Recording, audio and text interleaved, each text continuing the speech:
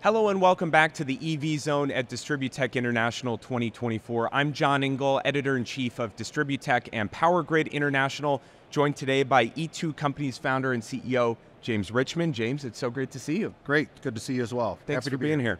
So energy transition, obviously the top line theme of the show pretty much every year, but what do you identify as some of those key themes to making sure that we continue to propel that momentum and stay on track with our goals?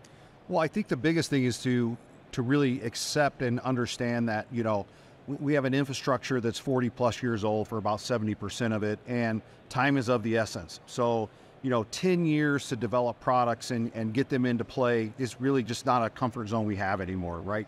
We're at the point of we got to start moving faster and get innovation moving faster. And if we don't get innovation moving faster, we're just going to create more problems on the grid. So when we think about resiliency and reliability, what we want to do is figure out how can we get that started faster, better, and start taking care of as we're shutting down the, 60% of the infrastructure over the next few years. A lot of talk of distributed energy resources here at DISTRIBUTECH. It's one of our most exciting pieces of content. What are some of the points of innovation that you're watching most closely and excited about?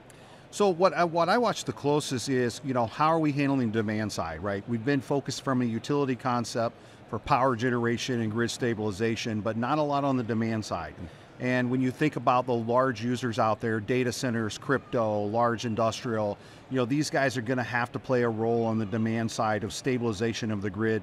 So it's the technologies that disappear, but can follow a standard so that we can increase the velocity of how fast we can do this. The energy transition and the state of our power infrastructure is becoming more and more public, and they're more aware of their surroundings and the impacts to them, whether through outages or intermittency, whatever.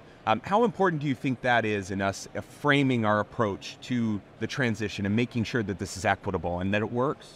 Well, I think it's critical because in the end, energy independence is going to be what's going to happen. We've reached kind of some crossover points on the cost, right?